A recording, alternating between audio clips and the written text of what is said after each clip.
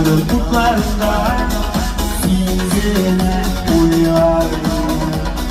Fırtına gibi karanlıkta yuvarlan arasında bizlerin üstünden ağlar. Kaynağına koyacak Güten güten